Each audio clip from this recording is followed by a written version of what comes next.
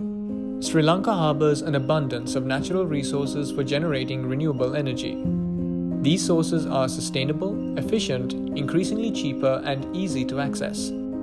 Yet most of our energy is still drawn from fossil fuels.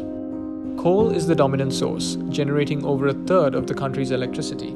Globally, coal burning generates over 2/3 of greenhouse gas emissions from the electricity sector and nearly half of all CO2 emissions, leading to multiple negative environmental effects as a result of pollution.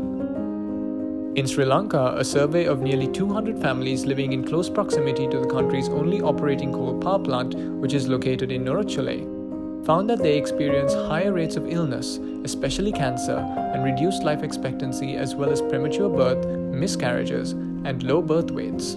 Contrary to popular belief, coal burning doesn't do well from a financial perspective either. One Harvard study found that even the most conservative estimates of various socio-economic and environmental costs or externalities that appear during the life cycle of coal effectively double or even triple the price of electricity per kilowatt hour.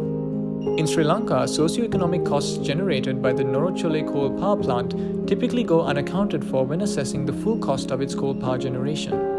Once factored in, they are revealed to take a significant toll on the national economy and livelihoods of neighboring communities. Moving towards renewable energy is key in mitigating the environmental, health, and economic costs of burning coal and other fossil fuels. Critically for Sri Lanka, renewable energy represents a more cost-efficient means of deriving energy, costing less than even the cheapest coal power plants.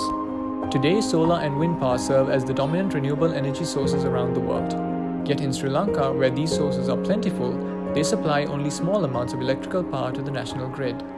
Although the government has recommended enhancing renewable energy forms to make up 70% of the country's total energy mix by 2030, existing energy expansion plans by the Ceylon Electricity Board indicate a greater reliance on fossil fuels. As a result, our current trajectory for zero-carbon energy generation is considerably lower in comparison to other countries. With time being of the essence, the combined efforts of the government, industries, and communities to better harness renewable energy sources is critical in powering Sri Lanka towards a cleaner, greener, and healthier future.